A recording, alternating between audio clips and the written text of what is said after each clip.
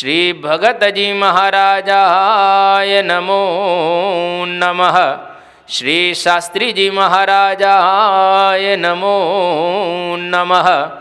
श्री योगीजी महाराजाय नमो नमः। श्री प्रमुख स्वामी महाराजाय नमो नमः।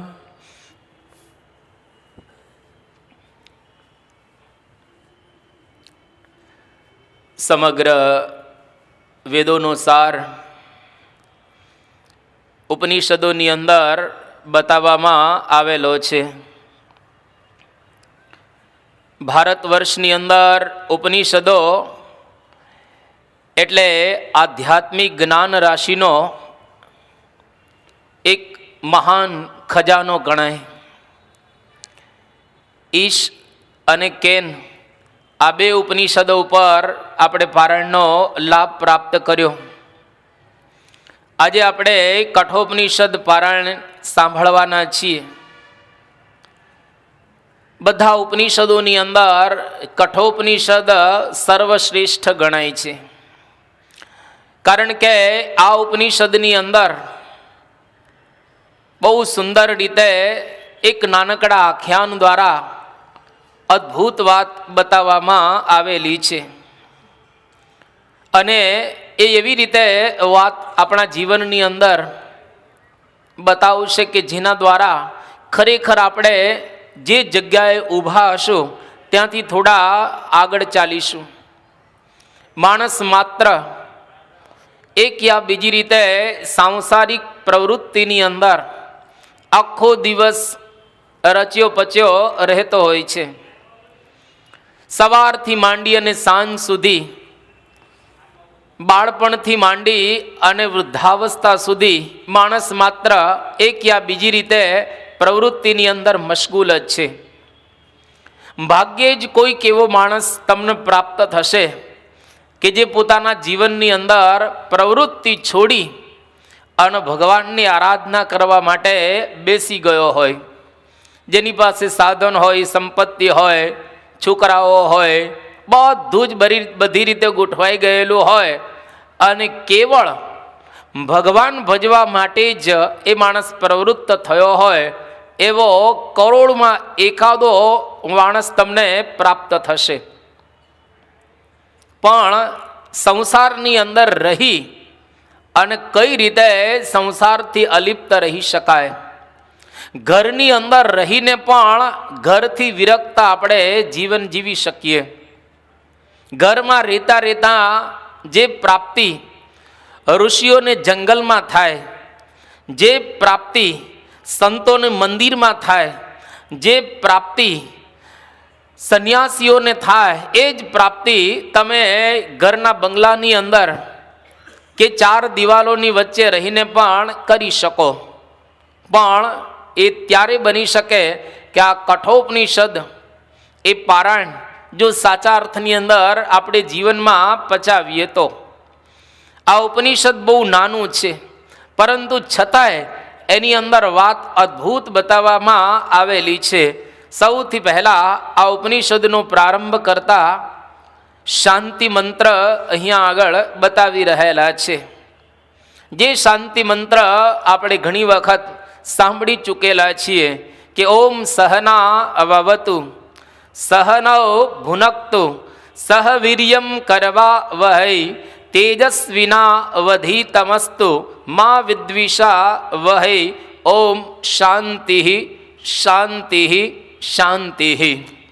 आ शांति मंत्र थी आ उपनिषदनो प्रारंभ करवामां आवी रहेलो छे। गुरु अने शिष्य बंने आश्रमनी अंदर ज्यारे बेठेला होय, गुरुदेव 8 वर्षनी उंमरनो शिष्य थाय त्यारे एने ज्ञान आपवानो प्रारंभ करे अने 25 वर्षनी ज्यारे एनी उमर थाय ए वखते संपूर्ण ज्ञान आपी दे अने त्यार पछी शिष्य पोताना घरे जाए। घरे जई अने लग्न करे, लग्न करी अने ग्रह संसारनी अंदर ए पोते जोड़ाय। तो 25 वर्ष सुधी एने ज्ञान आपवानुं छे। तो सौथी पहला प्रार्थना करे छे भगवान ने कि हे भगवान અમે બંને સહનવ અવતુ, અમારા બંનેનું તમે સાથે રક્ષણ કરજો. સહનવ ભુનકતુ, અમે બંને જણા સાથે સાંસારિક ભોગો ભોગવીએ. જે કંઈ પ્રાપ્ત થાય ગુરુ અને શિષ્ય સરખા ભાગે વહેંચી અને અમે આ આશ્રમની અંદર સારી રીતે રહીએ. સહવીર્યમ કરવા વહય, અર્થાત જે કંઈ સુખ સાધનો અમને પ્રાપ્ત થાય, શક્તિ અમને પ્રાપ્ત થાય, એ બંનેને સાથે પ્રાપ્ત થાય. એકને વધારે ને એકને ઓછી એવું નહીં, પણ અમને બંનેને સાથે તમે વીર્ય કહેતા શક્તિ આપજો. તેજસ્વીના વધી તમસ્તુ, ભણેલું તેજસ્વી થાય. જો આજે છોકરાઓ ભણે છે ખરા, પણ એવું આપણે કહી શકીએ કે ભણેલું તેજસ્વી થાય છે. 14 વર્ષનો છોકરો બેંક તોડે, 13 વર્ષનો છોકરો 5 વર્ષની છોકરીની સાથે બળાત્કાર કરે. ઘણા છોકરાઓ પોતાના શિક્ષકને બંદૂક લઈને મારી નાખે. અમેરિકાની અંદર 52% વિદ્યાર્થીઓ ત્યાં કોલેજની અંદર કે સ્કૂલમાં જાય ત્યારે હથિયાર લઈને જાય છે. ક્યાં ભણેલું તેજસ્વી થવાની વાત રહી. એટલા માટે અહીંયા આગળ કહે છે કે જે કંઈ વિદ્યા પ્રાપ્ત કરીએ એ તેજસ્વી થાય, એના ભાલ પ્રદેશ ઉપર તેજ આવે, એના જીવનની અંદર કંઈક તેજ પ્રાપ્ત થાય. અમે બંને જણા એવી વિદ્યા મેળવીએ કે જે વિદ્યા અમારા જીવનની અંદર અમને તેજસ્વી બનાવે. જો આજે વિશ્વવિદ્યાલયો બહુ છે, આજે સ્કૂલ કોલેજનો કોઈ પાર નથી. તમે તમારા દીકરાઓને ડોનેશન દ્વારા સ્કૂલ કે કોલેજની અંદર કે યુનિવર્સિટીની અંદર મોકલો છો, પણ છોકરો તેજસ્વી બન્યો? મા બાપને ક્યાં ટાઈમ જ છે? મા બાપને ચેક કરવાનો ક્યાં ટાઈમ છે?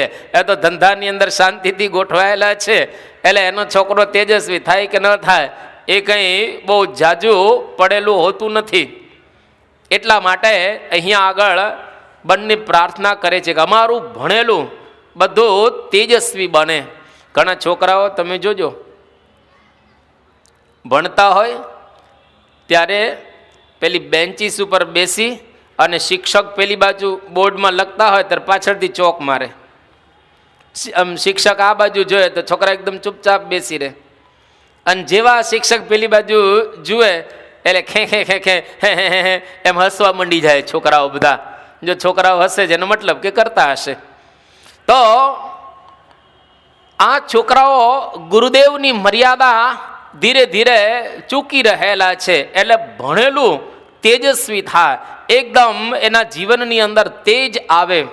આ વાત બંને પ્રાર્થના દ્વારા ભગવાનની પાસે માગી રહેલા છે. મા વિદ્વિષા વહૈ, અમે બંને જણા ક્યારેય દ્વેષ ન કરીએ, ઈર્ષા ન કરીએ. ઈર્ષાના ભાવો સ્વાભાવિક રીતે બધી જગ્યાએ હોય. શિષ્ય ગુરુદેવ કરતાં વધી જાય વિદ્યામાં તો ગુરુને ઈર્ષા આવે શિષ્યની. આમ તો સવાયો શિષ્ય થવો જોઈએ, પણ કદાચ શિષ્ય વધારે સારો થાય તો ગુરુઓને ઈર્ષા આવતી હોય છે કે મારા કરતાં આ સારો થયો. એટલે અહીંયા આગળ કહે છે કે અમે બંને દ્વેષ ન કરીએ. રાગ દ્વેષ અમારામાં કોઈ દિવસ પ્રવેશે નહીં, અને જ્યાં રાગ દ્વેષ હોય ત્યાં ક્યારેય અધ્યાત્મ વિદ્યા એ પ્રવેશે નહીં. અને છેલ્લે કહે છે કે ઓમ શાંતિ શાંતિ શાંતિ, એટલે કે આધ્યાત્મિક, આધિભૌતિક અને આધિદૈવિક 3 રીતે અમે શાંતિ પ્રાપ્ત કરી શકીએ. આધ્યાત્મિક એટલે મનની પીડા. ઘણી વખત માણસનું શરીર સરસ હોય, એકદમ હૃષ્ટપુષ્ટ હોય, ઘરની અંદર વ્યવહાર પણ બહુ સારો ચાલતો હોય, પણ ઘણા માનસિક રીતે પીડાતા હોય. મનમાં પીડા, કોઈને કહેવાય નહીં ને સહેવાય નહીં. ઘણા એવા તમને કેસીસ જોવા મળે, એમને ઉદાસ થઈને બેઠા હોય, કોઈ જાતનું મોઢા ઉપર નૂર હોય નહીં, મનની પીડાઓ કોઈને કહી ન શકે. તો આવા મનની અંદર કોઈ વિચારો આવતા હોય જે પીડાદાયક, તો કહે છે કે આધ્યાત્મિક રીતે અમે શાંતિ પ્રાપ્ત કરી શકીએ. આદિ ભૌતિક આ જગતની અંદર આપણે રહેલા છીએ એટલે ભૂત પ્રાણી માત્ર એના તરફથી કોઈક વખત આપણને ચિંતા થતી હોય છે. અતિવૃષ્ટિ થાય, કોઈક પશુઓ પંખીઓ હેરાન કરે. જો કે અહીં સુરતમાં તો પણ કોઈ એવા હેરાન કરવા આવતા હોતા નથી, પણ કોઈક માણસ હેરાન કરે. ભૂત એટલે માણસ હેરાન કરતા હોય છે. ઘણી વખત માણસો ભૂત જેવા હોય, એ હેરાન કરે, એ મારતા હોય, બીજું ત્રીજું કરે. તો એવી રીતે પણ અમે આધિ ભૌતિક રીતે પણ શાંતિ પ્રાપ્ત કરી શકીએ. ને આધિ દૈવિક ઉપરનો દેવનો કોપ થાય. કોઈક વખત તમે જો અતિવૃષ્ટિ થઈ, હવે આપણી કોઈ તાકાત નથી વધારે વરસાદ આવે તો રોકી શકીએ. કોઈક વખત વરસાદ ન આવે તો પાડી શકીએ એવી તાકાત નથી. કોઈક વખત ઉનાળાની અંદર ભયંકર ગરમી પડે તો શું કરો? 1 ફેરનહીટ ગરમી ઓછી કરી શકીએ એમ નથી. અને કોઈક વખત અતિશય ઠંડી પડે, અતિશય વરસાદ પડે, પૂર આવે, વાવાઝોડા આવે. આ બધું જ દેવ તરફથી પ્રાપ્ત થતું હોય છે, જેમાં આપણું કશું જ ચાલતું હોતું નથી. એટલે અહીંયા આગળ કહે છે કે દેવ પણ અમને પીડા ન આપે, મનની પણ અમને પીડા ન થાય, અને ભૂત પ્રાણી માત્ર તરફથી પણ અમને કોઈ પણ પ્રકારની પીડા ન થાય. 3 રીતે અમે શાંતિ પ્રાપ્ત કરી શકીએ. તો અહીંયા આગળ શાંતિ મંત્રથી આ નાનકડું ઉપનિષદ એનો પ્રારંભ કરી રહેલા છે. કૃષ્ણ યજુર્વેદની એક કઠ નામની શાખા છે. એ શાખાની અંદર આ ઉપનિષદ આવેલું છે. એના 2 અધ્યાય છે આ ઉપનિષદના. એક અધ્યાયની અંદર 3 વલ્લી, વલ્લી એટલે વિભાગ, વલ્લી એટલે વેલ, એટલે કે એક અધ્યાયની અંદર 3 વલ્લી છે, 3 વિભાગ રહેલા છે. એટલે 2 અધ્યાય અને 6 એની અંદર વિભાગ રહેલા છે. તો આટલી આ પૂર્વ ભૂમિકાથી હવે આ ઉપનિષદનો પ્રારંભ કરી રહેલા છે કે ઉષન હવે વાજ શ્રવસ સર્વ વેદસમ દદૌ તસ્ય નચિકેતા નામ પુત્ર આસ. આ ઉપનિષદની અંદર વાજશ્રવાના પુત્ર ઉદ્દાલકે એક વિશ્વજીત નામનો યજ્ઞ કર્યો, જે વિશ્વ કોઈથી જીતી શકાણું નથી. પણ આપણા શાસ્ત્રોની અંદર, પૂર્વ મીમાંસા ગ્રંથની અંદર અને બ્રાહ્મણ ગ્રંથોમાં એવું કહેવામાં આવેલું છે કે કોઈ પણ માણસ વિશ્વજીત યજ્ઞ કરે એના દ્વારા આખું વિશ્વ એ જીતી શકે અને અંતે એને સ્વર્ગની પ્રાપ્તિ થાય. જો કે હવે યજ્ઞ થતા જ નથી, હવે કોઈ આવા યજ્ઞ થતા નથી. પણ આ યજ્ઞનો એક ગલિતાર્થ બહુ સુંદર રીતે આ ઉપનિષદની અંદર સમજાવવામાં આવેલો છે કે આ ઉદ્દાલકે વિશ્વજીત નામનો યજ્ઞ કર્યો, જે વિશ્વજીત યજ્ઞની અંદર દક્ષિણામાં તમામ મિલકતનું દાન કરવાનું હોય. જેટલી તમારી પાસે સંપત્તિ હોય એ બધી જ દાનમાં આપી દેવાની. જો માણસ સ્વર્ગ મેળવવા માટે કે વિશ્વ મેળવવા માટે દાન આપતો હોય છે અને આવા યજ્ઞ કરતો હોય છે. એની ઈચ્છા શું છે કે મારે આખા વિશ્વને મેળવવું છે. મારી રીતે હું મેળવી શકું એમ તો છું નહીં, પણ મારી પાસે સંપત્તિ છે જેમાંથી હું યજ્ઞ કરીશ, એ યજ્ઞ દ્વારા મને વિશ્વ આખું પ્રાપ્ત થશે. આ સોદાબાજી કહેવાય. સોદાબાજી હિટલર, નેપોલિયન, સ્ટાલિન કે પછી સિકંદર, આ બધા જ લોકો વિશ્વને જીતવા માટે નીકળ્યા હતા કે આખી દુનિયાની અંદર મારી એકની જ સત્તા ચાલે, બીજા કોઈની સત્તા ન ચાલે. પણ એ લોકોની પાસે સૈન્ય બળ હતું અને બુદ્ધિબળ હતું, તાકાત હતી. એટલા માટે એ લોકો શસ્ત્રથી વિશ્વને જીતવા માટે નીકળ્યા હતા. આ ઉદ્દાલક ઋષિની પાસે કંઈ ન હતું, પણ સંપત્તિ હતી. એટલે એના દ્વારા યજ્ઞ કરી અને એને વિશ્વને જીતવું હતું અને અંતે સ્વર્ગને પ્રાપ્ત કરવું હતું. તો આ પ્રમાણે ઘણી વખત ધાર્મિક કાર્યો પણ લૌકિક કામના માટે થતા હોય છે. કામ લોકનું અને કાર્ય કરે ધર્મનું. આપણે લાગે યજ્ઞ કરી રહેલા છે, પણ યજ્ઞની ભાવના શું છે? તો કે યજ્ઞ દ્વારા એને સ્વર્ગ મેળવવું છે. સ્વર્ગ તો અંતે નાશવંત છે. યજ્ઞ દ્વારા એને આખું વિશ્વ પ્રાપ્ત કરવું છે. આખું વિશ્વ કોઈનું ક્યારેય થયું નથી અને ક્યારે કોઈનું થવાનું નથી. કેટલાય રાજા આવ્યા ધરતી રાજા રામની, કેની ન પૂરી આશ. કંઈક રાવ રમી ગયા અને કંઈક ગયા વણાશ. કેટલાય આ ધરતી ઉપરથી આવીને ગયા, કોઈ દિવસ કોઈની આ ધરતી થઈ નથી. આખી ધરતી ઉપર એક રાજા અત્યાર સુધી કોઈ બન્યો નથી. કોઈ અત્યાર સુધી એવો રાજા નથી થયો જેણે આખી દુનિયા ઉપર પોતાનું શાસન જમાવેલું હોય. એટલે કોઈની ધરતી થઈ નથી. પણ આવા ઉદ્દાલક મુનિ જેવા વિશ્વજીત યજ્ઞ કરી અને વિશ્વને જીતવા માટે નીકળેલા છે. આ એક અહંકારનું પરિણામ રહેલું છે. માણસનો જેટલો વધારે અહંકાર એટલું એ વધારે મેળવવાની ઈચ્છા રાખે.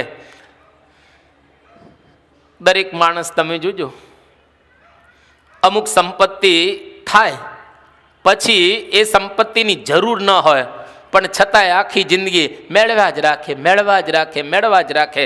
અત્યારના અબજોપતિ કે મલ્ટી બિલિયનરો કે મિલિયનરો, એનું તમે નામ લો તો કરોડો ને અબજો રૂપિયા એની પાસે છે. હવે પૈસા કદાચ ન કમાય તો એનો વાંધો આવે એમ નથી, પણ છતાંય હજુ અહંકાર વધાર્યા જ રાખે છે કે મારી પાસે આટલી મિલકત, મારી પાસે 4 લાખ કરોડ, 5 લાખ કરોડ, 10 લાખ કરોડ.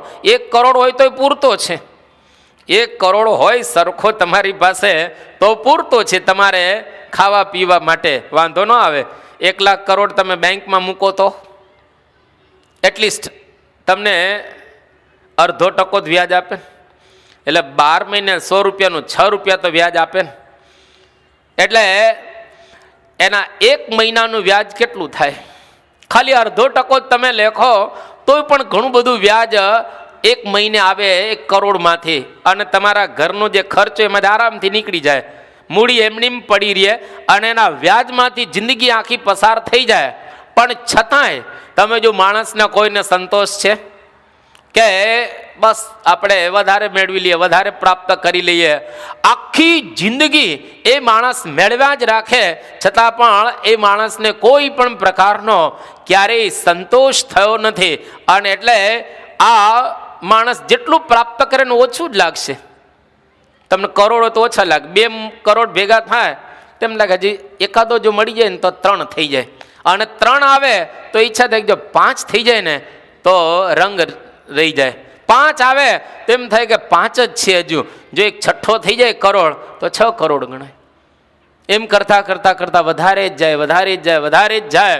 અને પછી જ્યારે મરણ પથારીએ જાય એ વખતે સિકંદર જેવી દશા થાય.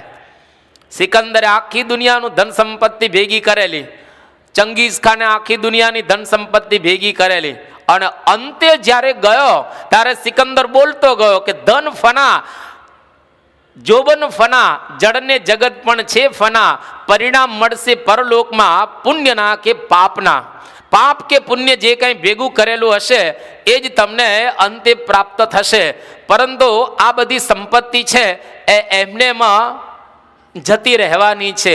એટલા માટે કોઈ માણસ દુનિયામાં એવો નથી કે જેને પૂર્ણ સંતોષ થયો હોય. તો આજે ઉદ્દાલક મુનિ એ વિશ્વજીત યજ્ઞ કરવા માટે નીકળેલા છે, જેના દ્વારા સ્વર્ગ મળે ને આલોક આખું પ્રાપ્ત થાય.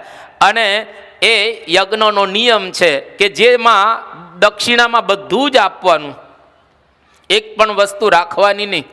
અને જ્યારે આ પ્રમાણે આપી રહેલા હતા એ વખતે તસ્ય નચિકેતા નામ પુત્ર આસ, એનો એક નાનકડો નચિકેતા નામનો પુત્ર હતો. આ વાત ઘણી વખત આપણે સાંભળેલી છે. નચિકેતા, શ્રવણ, ધ્રુવ, પ્રહલાદ, નામદેવ, આ બધાના નામો ઘણી વખત આપણે સાંભળેલા છે. આ નચિકેતાનું ડિટેલમાં આખ્યાન આ ઉપનિષદની અંદર બતાવવામાં આવેલું છે. અદ્ભુત આખ્યાન. નાના છોકરાઓએ તો ખાસ સાંભળવા જેવું, મા બાપોએ સાંભળવા જેવું કે પોતાના દીકરાને કેવો બનાવો.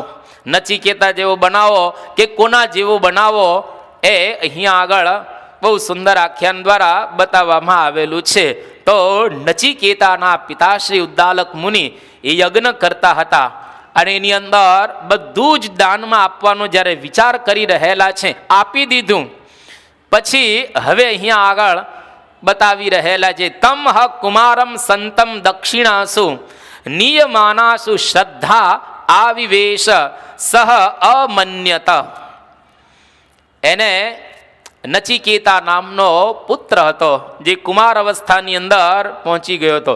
કુમાર હોવા છતાં દક્ષિણામાં આપવાની જે ગાયો કે વસ્તુઓ જે કંઈ હતી એ આપતા હતા મુનિ, ત્યારે નચિકેતાના હૃદયની અંદર શ્રદ્ધા આવિવેશ, શ્રદ્ધાએ પ્રવેશ કર્યો. કારણ કે ઉદ્દાલક મુનિ પોતાની પાસે જે ગાયો હતી એ ગાયોને દક્ષિણામાં આપતા હતા. ભારત એ વખતે પશુ પ્રધાન દેશ હતો. અત્યારે પશુ પ્રધાન દેશ નથી રહ્યો, અત્યારે મશીન પ્રધાન થઈ ગયો છે. અત્યારે આપણે મશીનો કે ટેકનોલોજી પ્રધાન આ દેશ થયો છે. પહેલાંના વખતમાં જેની પાસે ગોધન, ગાયો વધારે ધનવાન ગણાતો હતો, પશુધન. હવે કંઈ પશુઓ ધન ગણાતા નથી. પછી જમીનનો એ યુગ આવ્યો કે જેની પાસે વધારે જમીન હોય એ માણસ ધનવાન. હવે એ પૂરું થઈ ગયું. હવે તો તમારી પાસે ફેક્ટરી કેટલી છે, તમારા કારખાના કેવા બરાબર ચાલે છે, તમારો ધંધો. ઘણી વખત કારખાનું નાનું હોય, ટર્નઓવર વધારે હોય. હીરામાં તો એવું હોય, લેવાનું ને દેવાનું. ભલે કારખાનું કે ઓફિસ નાની જ હોય, એ તો 10x10ની જ ઓફિસ હોય. પણ બીજા બધા દેશોની અંદર તમારી ઓફિસીસ હોય તો હીરા ખરીદો ને કિલો મોઢે કે કેરેટ જેટલા કંઈ અને આપો ને લોન દો. હવે બધું આ ઇન્ટરનેશનલ માર્કેટ ખુલી ગયું એટલે બધો નફો નથી રહ્યો. પણ 20 વર્ષ પહેલાં એમાં ઘી કેળા હતા. 20 વર્ષ પહેલાં એમાં ઘી કેળા હતા. અત્યારે જે મોટા મોટા બિલ્ડિંગો તમને જોવા મળે છે ને એ બધાએ 20-25 વર્ષ પહેલાં શરૂ કરેલું, જેથી એ લોકો બિલ્ડિંગ બાંધીને બેસી ગયા છે. કારણ કે એ વખત બધું ઘી કેળા, લોકોને ખબર જ ન પડતી કે આનો ભાવ શું હોય ને એ કેટલામાં આપી શકાય. હવે તો કમ્પ્યુટરનો યુગ થઈ ગયો. હવે તો બધાને ખ્યાલ આવી ગયો, બધા પરદેશ જતા થઈ ગયા એટલે માર્કેટ આખું ખુલ્લું થઈ ગયું. એટલે હવે કમાવું જરા અઘરું થઈ ગયેલું છે. તો પશુ પ્રધાન એ વખતે દેશ હતો અને એ વખતે ગાયોને દાનમાં આપતા હતા.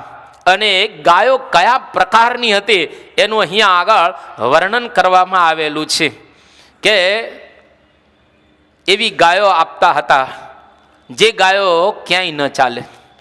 પણ આ નાનકડો નચિકેતા, જેના હૃદયની અંદર શ્રદ્ધા આવિવેશ, શ્રદ્ધાએ પ્રવેશ કર્યો. હવે જો નાનકડો છોકરો છે, ભલે એની પાસે વધારે બુદ્ધિ નથી પણ શ્રદ્ધા રહેલી છે. અને જેમાં શ્રદ્ધા હોય, કદાચ બુદ્ધિ ઓછી હોય તો ચાલે, પણ જો શ્રદ્ધા ન હોય અને વિશાળ બુદ્ધિ હોય તો એના દ્વારા કોઈ એવું કામ થતું હોતું નથી. એટલે શ્રદ્ધા જીવનની અંદર અતિશય અગત્યની છે. અને ગમે તે વયે વિવેક ઉત્પન્ન થાય. આ નચિકેતાને વિવેક ઉત્પન્ન છે. છોકરો નાનો પણ વિવેકી છે. ઘણા દીકરા વિવેકી બહુ હોય, એના બાપ વિવેકી હોય તો, અને ઘણા નાનાથી ધમાલ જ કરતા હોય. તમારો દીકરો ધમાલ કરે સમજી લો એ દીકરો નથી કરતો, તમે કરો છો. આ દીકરો ધમાલ નથી કરતો, એ તમે ધમાલ કરો છો. કારણ કે ઘરમાં સરખી રીતે એને રાખ્યો નથી. જો ઘરમાં બરાબર રીતે એને રાખ્યો હોય તો તમારો દીકરો કોઈ દિવસ ધમાલ કરે જ નહીં. એકદમ વિવેકી હોય, એ નમન કરે તો વ્યવસ્થિત રીતે કરે. ઘણા દીકરા પગે લાગતા જ નથી, ગોઠણે જ લાગે. ઘણાના દીકરા ગોઠણે જ લાગે કે હાથે લાગે. પગે લાગે તો પગે જ લાગે. આપણે જે પગે લાગ્યા, જો બાપ પગે લાગતો હોય તો દીકરો પગે લાગે ને, બાપ જ ગોઠણે લાગતો હોય તો પછી દીકરો ગોઠણે જ લાગે. એટલે આ વિવેકી છોકરો હતો અને એટલો વિવેકી કે પોતાના પિતાની આબરૂ, પોતાના પિતાની પ્રતિષ્ઠા સમગ્ર વિશ્વની અંદર ફેલાવે એવો આ દીકરો હતો નચિકેતા. અને એના હૃદયની અંદર આ પ્રમાણે શ્રદ્ધાએ પ્રવેશ કર્યો. એને પોતાના પિતાની ગાયો જોઈ, જે ગાયો દાનમાં આપી રહ્યા હતા વિશ્વજીત યજ્ઞની અંદર. આ ગાયો કયા પ્રકારની હતી એનું અહીંયા આગળ વર્ણન કરે છે કે પિતોદકા, જગધતૃણા, દુગ્ધદ્રોહા, નિરિન્દ્રિયા, આનંદા નામતે લોકા, તાંસ ગચ્છતિ તા દદત. પિતોદકા, જેને છેલ્લી વખત પાણી પી લીધેલું હતું, બસ હવે એને પાણી પીવાનું આ લોકમાં કોઈ હતું નહીં. હવે વિષ્ણુ ભગવાનનું ચરણોદક પીવાની ઈચ્છા ધરાવતી હતી. હવે આવા પ્રકારની ગાયો. અને જગધતૃણા, એને છેલ્લી વખત ઘાસ ખાઈ લીધેલું હતું, હવે ઘાસ ખાઈ શકે એવી આ ગાયો રહી ન હતી. દુગ્ધ દોહા, જેમાંથી છેલ્લી વખત દૂધ દોવાઈ ગયું હતું, હવે આ ગાયો વસૂકી ગઈ હતી, હવે દૂધ આપે એવી આ ગાયો રહી ન હતી. નિરિન્દ્રિયા, હા, હવે એને કોઈ પ્રજોત્પત્તિ થાય, એને સંતાન ઉત્પન્ન થાય એવી આ ગાયો રહી ન હતી. 4 વિશેષણો આપ્યા. હવે આવી ગાયો પાંજરાપોળમાં ન ચાલે. પાંજરાપોળમાં આને મુકાય નહીં. પાંજરાપોળમાં મૂકીએ તો ત્યાંય મરી જાય તરત જ. આવી ગાયોનું દાન ઉદ્દાલક મુનિ વિશ્વજીત યજ્ઞની અંદર આપી રહેલા છે. અને પેલો નાનો નચિકેતા જુએ છે એનો દીકરો કે મારા પપ્પા બાપુજી આવી ગાયોનું દાન આપે છે. અને કોઈ પણ વ્યક્તિ આવી ગાયોનું દાન આપે અથવા આવી વસ્તુનું દાન આપે, અનંદા નામતે લોકાહા તાન સહ ગચ્છતિ તા દદત. એટલે કે કોઈ પણ આવી વસ્તુ જો દાનમાં તમે આપો તો એ વ્યક્તિ અનંદા, જેમાં કોઈ પણ પ્રકારનો આનંદ નથી રહેલો, એવા લોકની અંદર એને જવાનું થાય, જ્યાં કોઈ સુખ નથી, જ્યાં કોઈ વૈભવ નથી, જ્યાં કોઈ પણ પ્રકારનું એને ભૌતિક કે આધ્યાત્મિક સુખ મળવાનું નથી, એવા લોકની અંદર એ વ્યક્તિને જવું પડે. અર્થાત બીજી ભાષામાં જો કેવું હોય તો એને નરકની પ્રાપ્તિ થાય. તો નચિકેતાને વિચાર થયો કે મારા પિતાશ્રી આવી ગાયોનું દાન આપે છે, જે ગાયો પાણી પીવા માટે સમર્થ નથી, ખાવા માટે સમર્થ નથી, અને હવે એને કોઈ સંતાનની ઉત્પત્તિ થવાની નથી, અને પાંજરાપોળમાં ચાલે એવી નથી, એ ગાયોનું દાન એ આપશે, અને જેવું દાન પૂરું થશે તરત જ એને નરકની પ્રાપ્તિ થશે. આખું વિશ્વ તો નહીં મળે, સ્વર્ગની પ્રાપ્તિ તો એને નહીં થાય, પણ એને નરકમાં જવું પડશે. એટલા માટે મારે મારા પિતાશ્રીને કહેવું જોઈએ કે પિતાશ્રી આવી ગાયોનું આપણાથી દાન ન થાય, ભાવથી વસ્તુ સારી આપવી. ઘણી વખત ક્યાંય ન ચાલે ને મંદિરે ચાલે.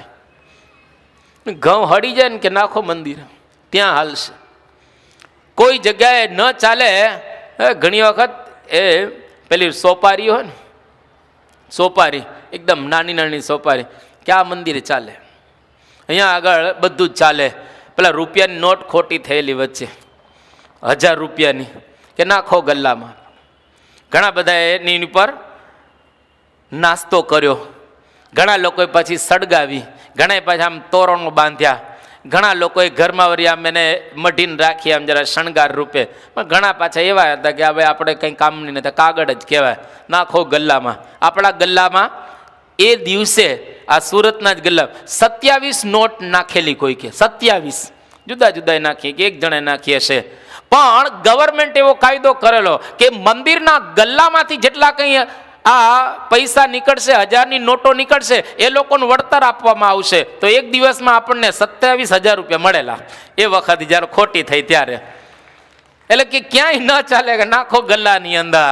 પણ આપણા શાસ્ત્રોની અંદર બહુ સુંદર વાત કરવામાં આવે કે જે ભાવથી દાન ભલું કરાય તે દાનનું તો ફળ શ્રેષ્ઠ થાય.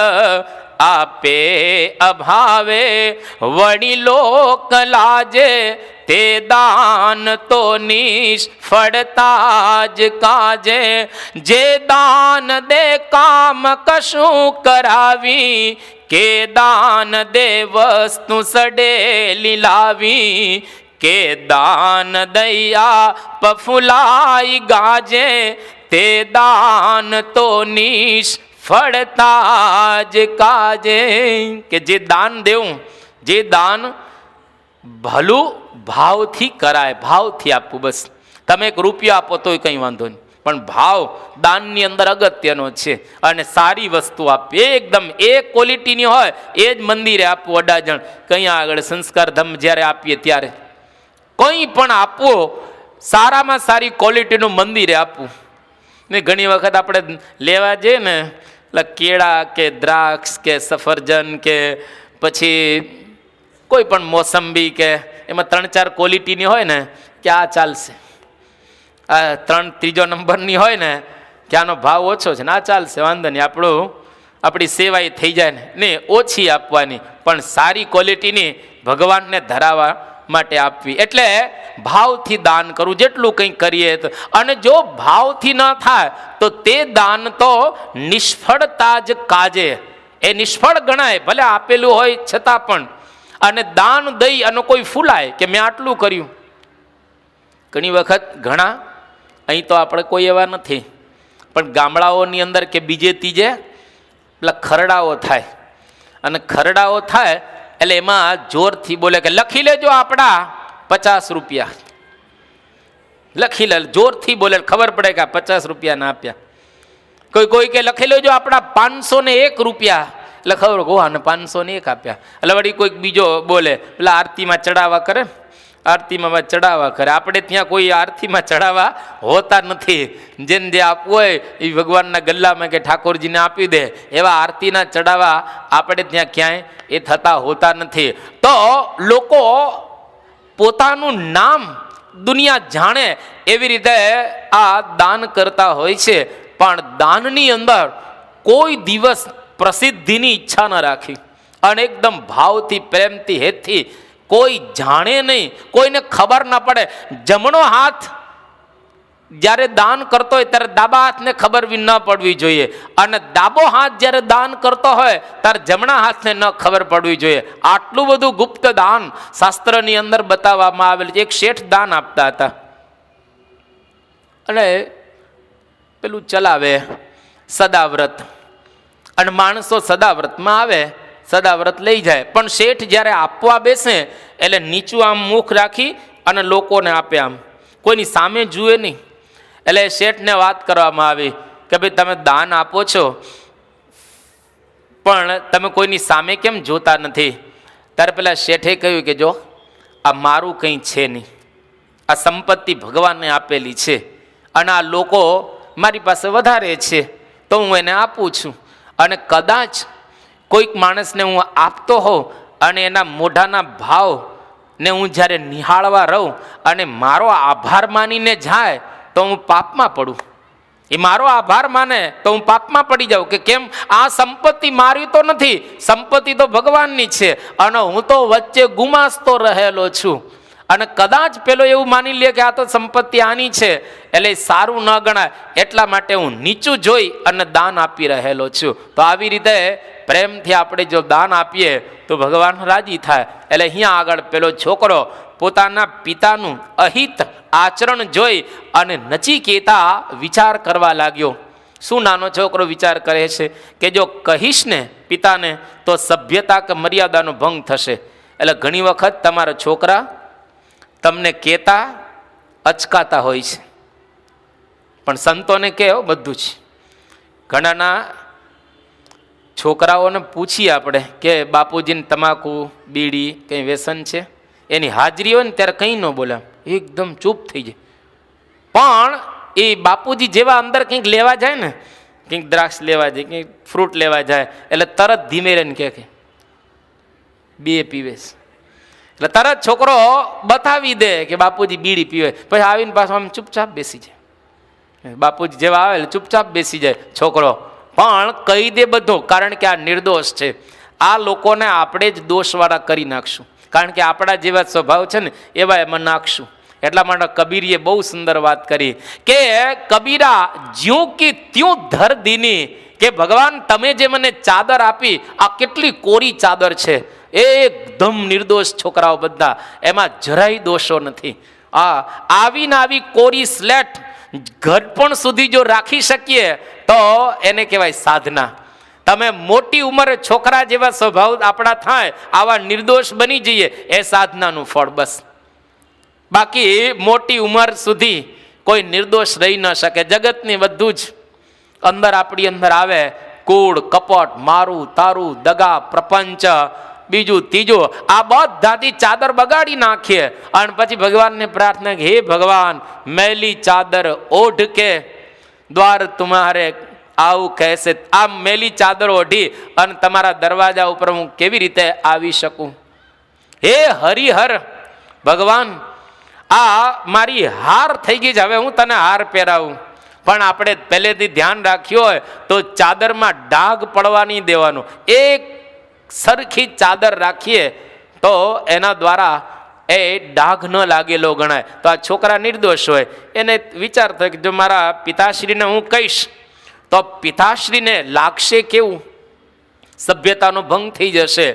અને જો નહીં કહું તો મારા પિતાશ્રી નરકમાં જશે. બે બાજુ દુઃખ. નાના છોકરાને કુમાર હતો એટલે બંને બાજુ વિચાર કરે છે નચિકેતા, અને એનું નામ જ પુત્ર ગણાય. પુમ નામ નરકાત ત્રાયતે ઇતિ પુત્ર. 28 પ્રકારના નરક છે અને 28 પ્રકારના નરકમાંથી એક નરકનું નામ પુમ. હવે આ નરકની અંદરથી તારે કોણ? પોતાનો પુત્ર. જો ગુણિયલ પુત્ર હોય તો તમને આ નરકમાંથી તારી શકે. આપણે તો કંઈ નરકમાં જવાની હવે કોઈ શક્યતા જ નથી, કારણ કે સ્વામિનારાયણ ભગવાનનો આપણે આશરો કર્યો છે.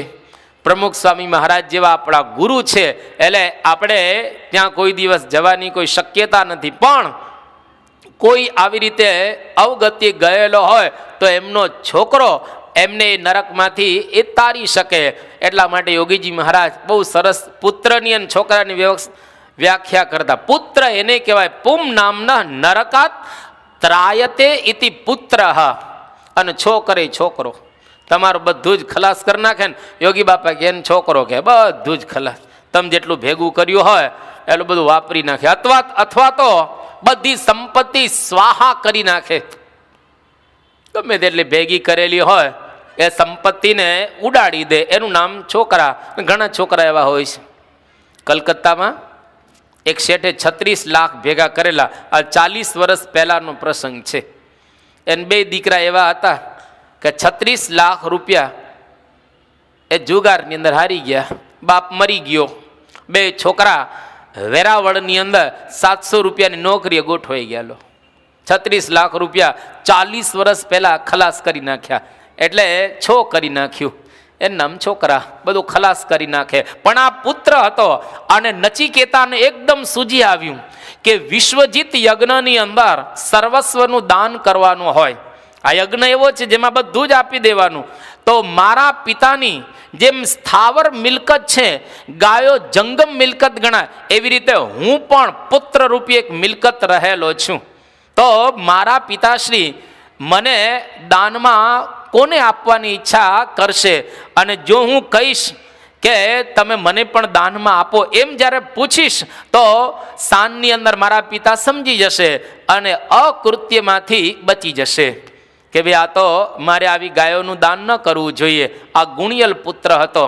એટલે ગુણિયલ પુત્ર માતા પિતાને જંખે અને બાકીના પુત્ર ડંખે. જો ગુણિયલ હોય તો જંખે અને ગુણિયલ ન હોય તો તમને ડંખે. શંકરાચાર્ય આપણા ભારત વર્ષના સૌથી પહેલા આચાર્ય થઈ ગયા. જેણે બ્રહ્મસૂત્ર ઉપર ભાષ્ય લખ્યા, ગીતા અને ઉપનિષદ ઉપર ભાષ્ય લખ્યું. તો આ શંકરાચાર્યના માતા અને પિતા, એના પિતાનું નામ શિવગુરુ અને માતાનું નામ અરિયમ્મા. અને કાલડી ગામ એનું, એની નજીક એક વૃક્ષ પર્વત હતો. એ પર્વતની ઉપર માતા પિતા ત્યાં આગળ ગયા અને શંકર ભગવાનની પ્રાર્થના કરી. શંકર ભગવાન સાક્ષાત પ્રગટ થયા મૂર્તિમાંથી અને આ અરિયમ્મા અને શિવગુરુને દર્શન આપ્યા. બંને પ્રણામ કર્યા અને કહ્યું કે માગો માગો, તમારે શું જોઈએ છે? કે પુત્ર જોઈએ છે. તો કે 2 પ્રકારના પુત્ર છે મારી પાસે, તમારી જે ઈચ્છા હોય લઈ જાઓ. કે કેવા છે?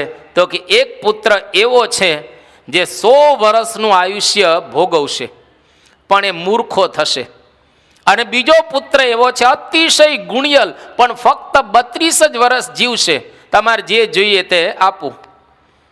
આ બંને વિચાર કરો, 100 વર્ષ રહે અને પાછો મૂર્ખો હોય, મુશ્કેલીના પાર નહીં, એના કરતાં કે વાંધો નહીં, ભલે ઓછું આયુષ્ય એનું હોય પણ 32 વર્ષ જીવે એ પુત્ર ગુણિયલ અમને આપો. અને ખરેખર એ શંકરાચાર્ય એવા ગુણિયલ પુત્ર થયા જેને શંકરનો અવતાર ગણવામાં આવે છે. અને ભારત વર્ષની અંદર જબરજસ્ત શંકરાચાર્યએ કામ કર્યું. નાના નાના શ્લોકો દ્વારા કેવા સનાતન સત્ય એને દુનિયાની અંદર રજૂ કર્યા. એટલા અદ્ભુત શ્લોકો બનાવ્યા. એક નાનકડો શ્લોક એના આચમન રૂપે આવા 31 બનાવ્યા છે કે દિનયામિન્ય સાયં પ્રાતઃ શિશિર વસંત પુનરાયાત કાલ ક્રીડતી ગચ્છતિ આયુ તદપી ન મુંચતી આશા પિંડમ. જે સ્વયંસેવકો છે ને વિનંતી, પેલા છોકરાઓને એક જગ્યાએ બેસાડી દે, જે સભા વ્યવસ્થાવાળા સ્વયંસેવકો છે એને વિનંતી. તો આ પ્રમાણે શંકરાચાર્ય એને સુંદર રીતે બધા શ્લોકોની રચના એ કરેલી છે. તો 32 વર્ષ સુધી એ શંકરાચાર્ય પોતે રહ્યા અને અદ્ભુત એમણે બધા શાસ્ત્રોની રચના કરી. ગુણિયલ પુત્ર હતા અને માતા પિતાનું નામ સમગ્ર વિશ્વની અંદર એને પ્રસિદ્ધ કર્યો, આ નચિકેતા જેવા. એટલા માટે એક કચ્છની અંદર સંત દાદા મેકણ કરીને થઈ ગયા. આ દાદા મેકણ એક વારે વારે સાખી બોલતા કે કાઉ જાજા કાગોલિયા અને કાઉ જાજા કપૂત, હંસો તો એક જ ભલો અને હકડો ભલો સપૂત. કે કાઉ જાજા કાગોલિયા, કાગડા જાજા હું કામના, અને કાઉ જાજા કપૂત, ગમે જેટલા વધારે દીકરા હોય પણ બધા કપૂત હોય, કોઈ સપૂત ન હોય તો એવા દીકરાને શું કરવાના. એના કરતાં તો હંસો તો એક જ ભલો અને હકડો ભલો સપૂત. હંસ એક જ હોય પૂરતો છે, કાગડા ભલન 100 હોય. અને એક જ ગુણિયલ પુત્ર હોય એ નામ કાઢે અને એનું નામ છે એ વિશ્વની અંદર આ પ્રમાણે પ્રસિદ્ધ કરે. તો ગુણિયલ પુત્ર હોય એ અતિશય એ અગત્યનો એ રહેલો છે. એટલા માટે અહીંયા આગળ બહુ સુંદર રીતે એ બતાવવામાં આવે છે કે ગુણિયલ પુત્ર આ નચિકેતા હતો અને પોતાના પિતાશ્રીને આ અપકૃત્યમાંથી રોકી રહેલો છે. એટલા માટે કહ્યું વર મેકો ગુણી પુત્રો નચ મૂર્ખ શતાની અપી. એક ગુણિયલ પુત્ર હોય તો પૂરતો છે ને મૂર્ખ કદાચ 100 હોય તો એ શું કામને. એક વખત સ્વામી બાપા આસ્ટનની અંદર હતા ઇંગ્લેન્ડમાં, 1988નો પ્રસંગ રહેલો છે. અને એક વખત એમની પાસે એક છોકરો આવ્યો, એટલે સ્વામી બાપાએ આ વાત કરેલી. અને પછી એમના પપ્પાને છોકરો પૂછે છે કે પપ્પા હું તળાવની અંદર ડૂબકી લગાવું. પપ્પા તળાવના કાંઠે બેઠેલા હતા કે હા બેટા લગાવ ને. કે કેમ લગાવું? તો કે લગાવ, તને જેમ આવડે એમ લગાવ, તળાવની અંદર ડૂબકી તને જેમ ઈચ્છા થાય આવડે એમ લગાવ. કે કેમ પપ્પા? તો કે જેટલો સમય તારું મોઢું ન જોવાય એટલો સમય સારું. તું અંદર પાણીમાં હો એટલે એટલો સમય તારું મોઢું ન દેખાય એટલે મને રાહત રહે. તો જો આવા છોકરા કે એનું મોઢું પિતાશ્રીને જોવું એ પણ ગમતું હોતું નથી. એક છોકરાનું નામ પૂછ્યું કે મારા 3 નામ છે, કયું નામ કહું? એ ઘરમાં મને બધા બેવકૂફ કહે છે, સ્કૂલમાં ગધેડો કહે છે અને ગામમાં નાલાયક કહે છે. હા, મારા 3 નામ રહેલા છે. મને આવી રીતે 3 જગ્યાએ જુદી જુદી રીતે બોલાવે છે. તો આવાય ઘણા છોકરા હોય. આપણે ત્યાં શ્રવણ થયો એવી રીતે ચીનમાં એક હોલીન કરીને છોકરો થઈ ગયો, અતિશય ગુણિયલ છોકરો. પોતાના ઘરની અંદર જ્યારે રહેતો હતો એ વખતે એના ઘરની અંદર ચોર આવ્યા. ચીનમાં કોઈ ચાઇના ગયું હશે આમાંથી. ચાઇના જોવા જેવો દેશ છે અને અત્યારે જબરજસ્ત પ્રગતિ આ દેશે કરેલી છે. તો આ હોલીન નામનો એક છોકરો પોતાના ઘરની અંદર રાત્રે સૂતો હતો અને ચોરે કાણું પાડ્યું દિવાલમાં. કાણું પાડીને ચોર બધા પેઠા અંદર, અને બધી વસ્તુઓ એક પછી એક લેવા લાગ્યા અને બધું બાંધવા લાગ્યા. અને પેલા છોકરાને થાંભલા જોડે બાંધી દીધો અને મોઢે બરાબર રીતે આમ બાંધી દીધેલો વ્યવસ્થિત રીતે. અને બીજું તો કંઈ કરી ન શકે, બારણા કરી દીધા, બસ અંદર રાડો પાડે તો કોઈને સંભળાય નહીં. અને એક જણો ત્યાં ઉભો રહ્યો, જો કંઈ બોલ્યો તો તને મારી નાખવામાં આવશે. હવે છોકરો શું કરે, નાનો બિચારો, એકદમ થાંભલાની સાથે બંધાયેલો દીકરો એક એક વસ્તુ પેલા ચોર ધીરે ધીરે લેવા માંડ્યા અને બાકોરામાંથી કાઢવા માંડ્યા. છેલ્લે એક વસ્તુ બાકી રહી, એક પેલું જે કડાયું હોય ને, કઢાઈ રાબ બનાવવાની, નાનકડી કઢાઈ હોય ને રાબ જેમાં બને, અને લઈને ચોર જ્યાં જતા હતા એ વખતે છોકરાથી રહેવાણું નહીં અને કહ્યું તમે આખા ઘરની સંપત્તિ બધી જ લઈ જાઓ, કંઈ વાંધો નહીં, પણ આ કઢાઈ તમે લઈ જતા નહીં. કેમ? તો કે મારી માં અત્યારે સૂતી છે, એ સવારે જાગશે તો મારે એને રાબ બનાવવા માટે આ કઢાયાની જરૂર પડશે. અને જો માને હું રાબ બનાવીને નહીં આપું તો મારી માં દુખાઈ જશે અને એનું પાપ મને લાગશે. માટે તમે બધું જ લઈ જાઓ, પણ એક નાનકડું કઢાયું છે એ તમે અહીંયા આગળ મૂકી જાઓ. અને એવા સંજોગોની અંદર પેલા ચોરના હૃદયમાં રામ વસ્યા અને જે કંઈ બધું લઈને બહાર રાખેલું હતું બધું જ અંદર એને પાછું લાવ્યા અને છોકરાને બાંધેલો હતો એને છૂટો કર્યો. અને બધા જ ચોરો છોકરાને પ્રણામ કરે છે, એના પગમાં પડી ગયા અને પગમાં પડીને માફી માગી કે માફ કરજે, આટલો માતૃભક્ત તું રહેલો છે, તારી માતા પ્રત્યે તને આટલો બધો જબરજસ્ત આદર રહેલો છે, જા તારા ઘરની અંદર હવે અમે એક પણ વખત ચોરી કરવા તો નહીં આવીએ, તારું અમે બરાબર સાચવીશું અને તારી જેટલી કંઈ વસ્તુ છે એ તને પાછી આપીએ છીએ. તો જો માતૃભક્ત માતા અને પિતાને વ્યવસ્થિત રીતે સાચવે. આજના જમાનાની અંદર જો તમારે રક્ષા કરવી હોય તો છોકરાઓને બરાબર રીતે સંસ્કાર આપવા. ચાણક્ય ચંદ્રગુપ્ત મૌર્યના વખતમાં થયો અને આખા ભારતની અંદર જે બુદ્ધિશાળી ગણાય, હોશિયાર ગણાય, રાજવીઓને તૈયાર કરનારો, યુનિવર્સિટીની અંદર તક્ષશિલા અને નાલંદા જેવી જબરજસ્ત વિદ્યાલયોની અંદર, વિશ્વવિદ્યાલયોની અંદર ટીચર તરીકે રહેનારો આ ચાણક્ય, અને સિકંદરને ચાણક્ય મળેલો. એ ચાણક્ય નાનો હતો, એકદમ 7, 8, 10 વર્ષનો.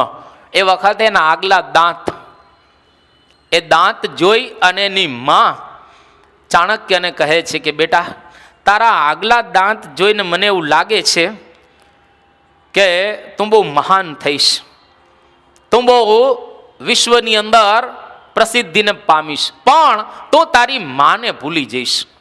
તારા આગલા દાંત જોતા મને એવું લાગે છે, આ સામુદ્રિક ચિહ્ન પ્રમાણે એવું મને અનુભવાય છે. એટલે એની માં ઉદાસ થઈને બેઠેલા હતા.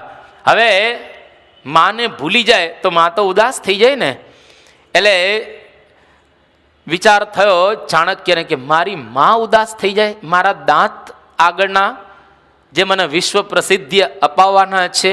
એટલે એકદમ પાછળના ભાગમાં ગયો ઘરની, એક નાનકડો પથ્થર લીધો, પથ્થર લઈ આગળના પોતાના 2 દાંત છે એને તોડી નાખ્યા અને 2 દાંત પાડી અને પોતાની માતાની પાસે આવ્યો કે માં લે આ દાંત.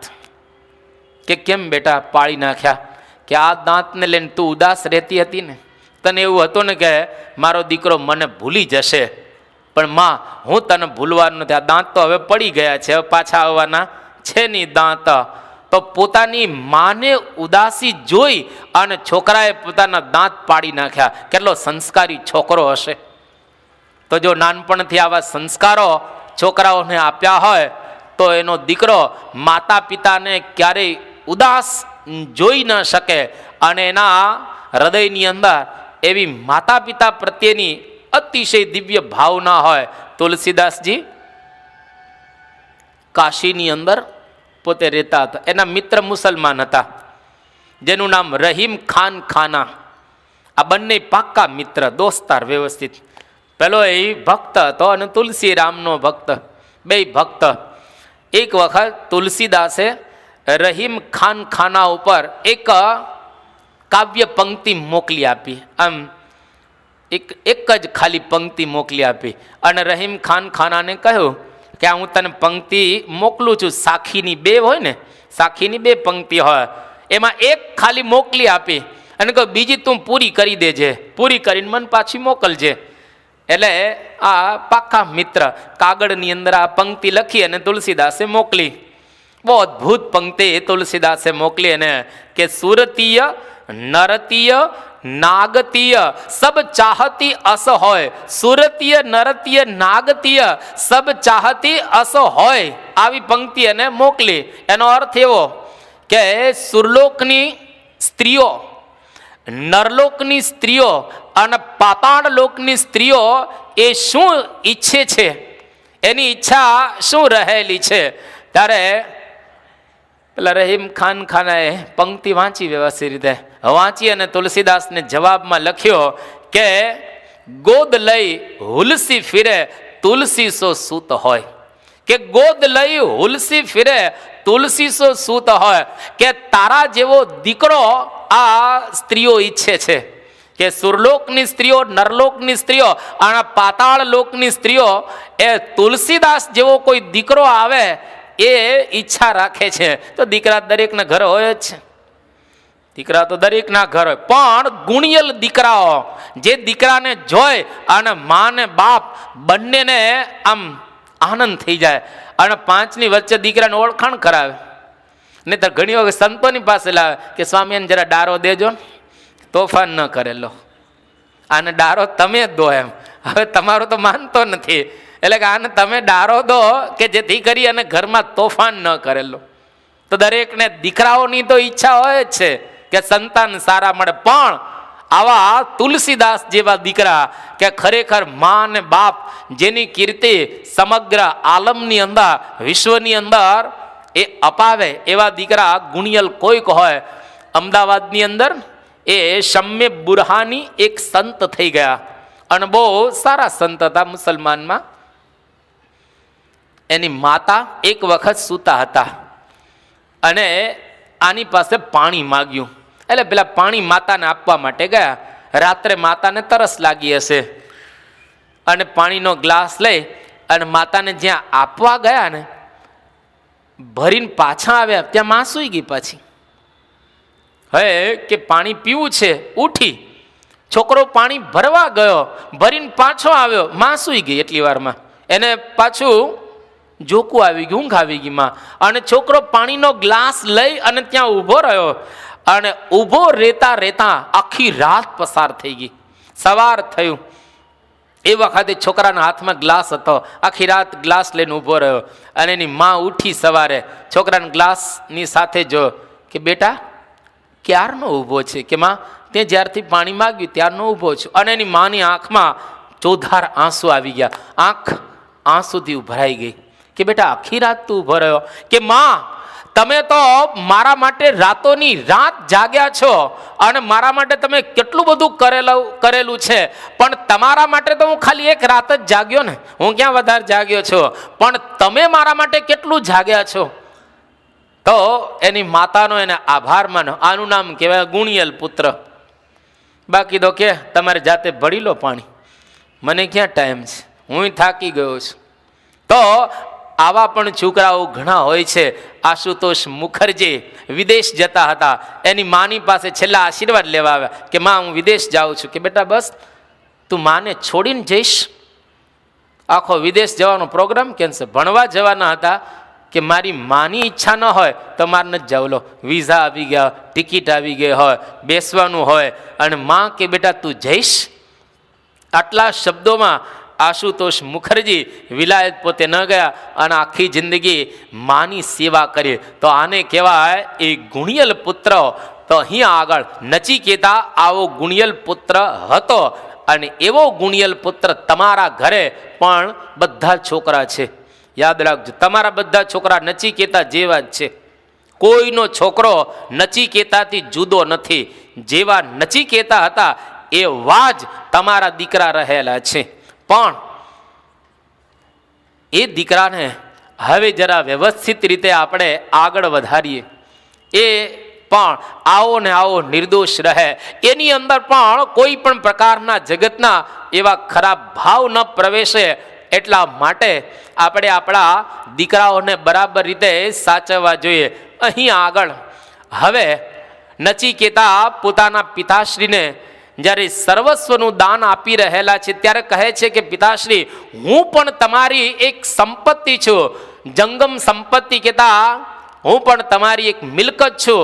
અને એ વખતે સ હોવાચ પિતરમ તાત કસ્મે મામ દાસ્યસીતિ દ્વિતીયમ તૃતીયમ તમ હોવાચ મૃત્યવે ત્વા દદામીતિ. પુત્રની ચેતવણી ન સાંભળી આ ઉદ્દાલક મુનિએ એક વખત કહ્યું, બે વખત કહ્યું, 3 વખત કહ્યું કે પિતાશ્રી, હું પણ તમારી મિલકત છું, તમે મને કોને આપશો? અને વખતે પહેલી વખત કોઈ પણ છોકરો તમને કંઈક કહે ને તો સાંભળવું તરત. મોટા ભાગના સાંભળતા જ હોતા નથી. પહેલી વખત તો કોઈ સાંભળે નહીં હરખું. અને પછી બીજી વખત કીધો કે પિતાશ્રી, આવી ગાયનું દાન ન અપાય, તો તમે મને કોને આપશો? બીજી વખત. અને ત્રીજી વખત જ્યાં નચિકેતા કહે છે એ વખતે આ ઉદ્દાલક મુનિ એનો ક્રોધ ત્રીજા આસમાને ચડી ગયો. એકદમ ભયંકર ક્રોધ કર્યો કે જા, તને યમને આપ્યો, યમ રાજાને હું તને આપું છું, મર, તારું મોઢું કાળું કર, તારું મોઢું મારે જોવું નથી, જા યમના દરબારની અંદર. જો ક્રોધ, છોકરા ઉપર ક્યારે ક્રોધ ન કરવું, એ ન માને તો ક્યારે મારવો નહીં. કોઈ પણ મા બાપ પોતાના દીકરાને મારે નહીં, આ બહુ અગત્યનું છે. એને સમજાવો બરાબર રીતે. જો સમજણથી એ ન માને તો એને જરા કાળ પસાર થવા દો, 2-4 દિવસ પસાર થાય.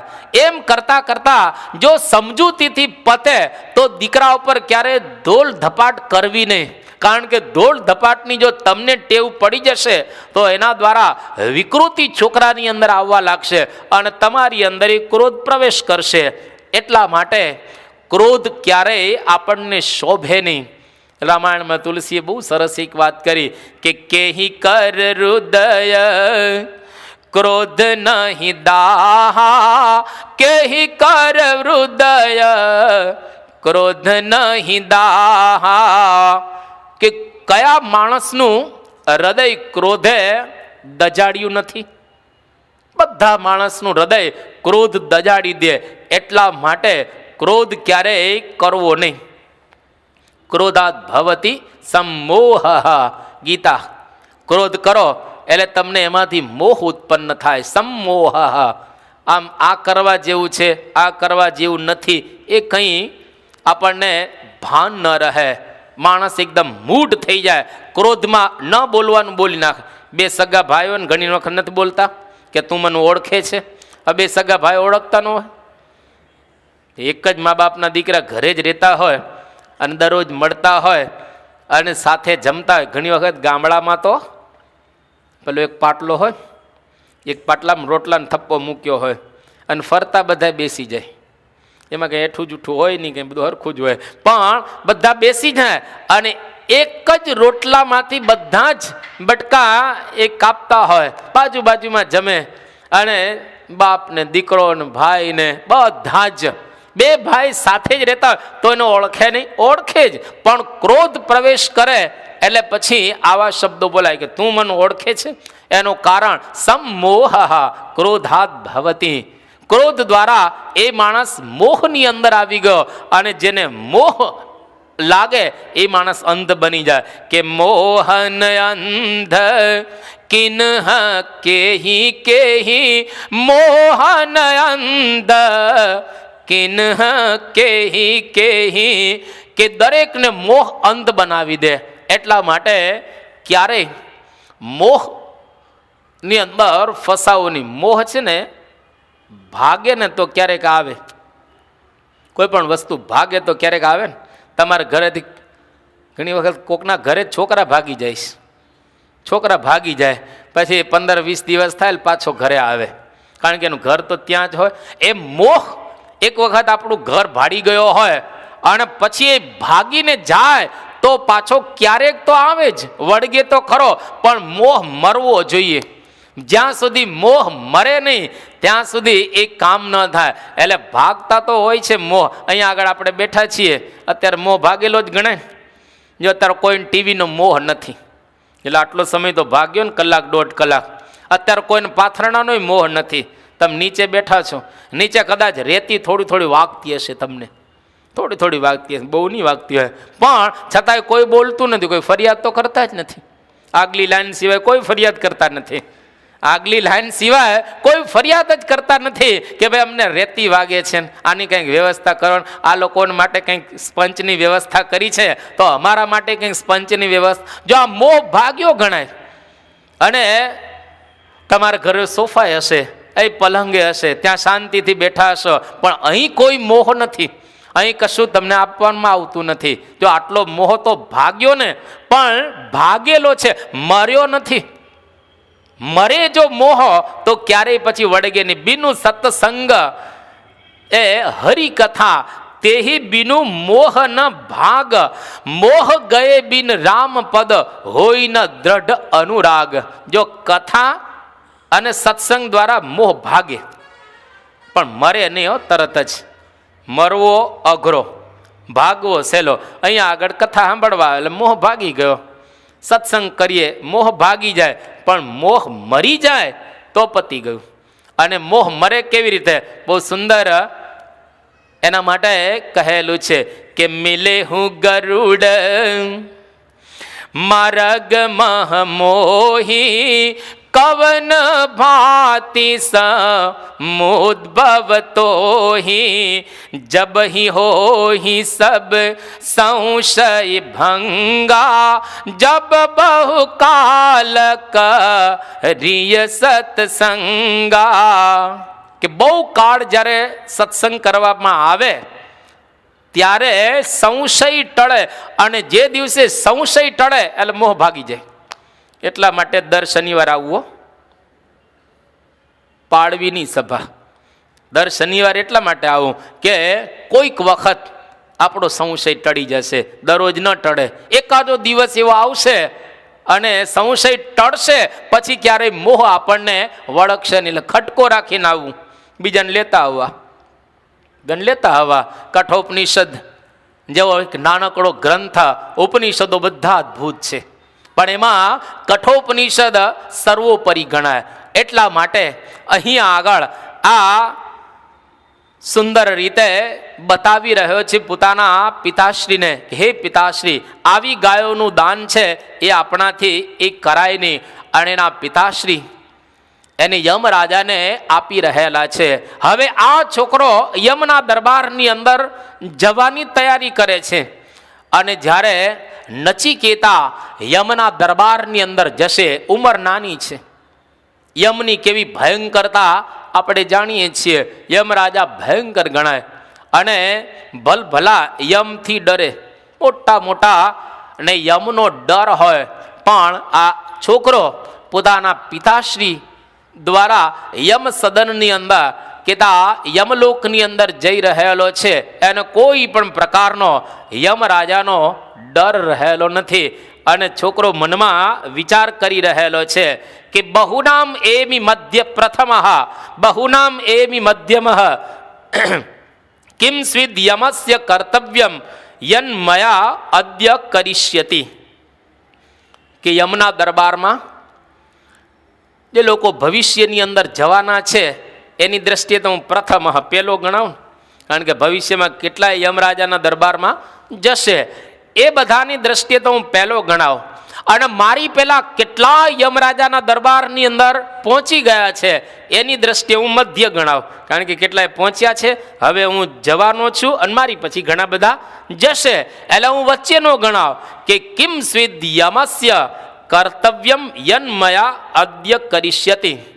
યમરાજા એ મારી પાસે શું કરાવવા માગતા હશે કે મારા પિતાશ્રી મને યમરાજાની પાસે મોકલી રહેલા છે. તો આ છોકરો આ પ્રમાણે વિચાર કરી અને હવે યમરાજાના દરબારની અંદર જશે, પણ આવતા શનિવારે આ વખતે અહીંયા આગળ રસ્તામાં જ રોકાઈ જશે.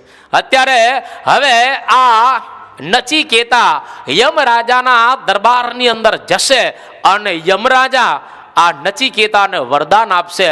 ભારત વર્ષનો આધ્યાત્મિક ખજાનો એ 3 વરદાન આપશે, એની અંદર બધો જ સમાઈ ગયો છે. અને 3 વરદાનની અંદર એટલું અદ્ભુત માગશે કે જેની કોઈ એ સીમા નહીં. જે કથા આપણે આવતા શનિવારે સાંભળીશું. અહીંયા આગળ આપણી આ પારાયણને પૂર્ણ કરીએ છીએ. શ્રી સ્વામિનારાયણ ભગવાનની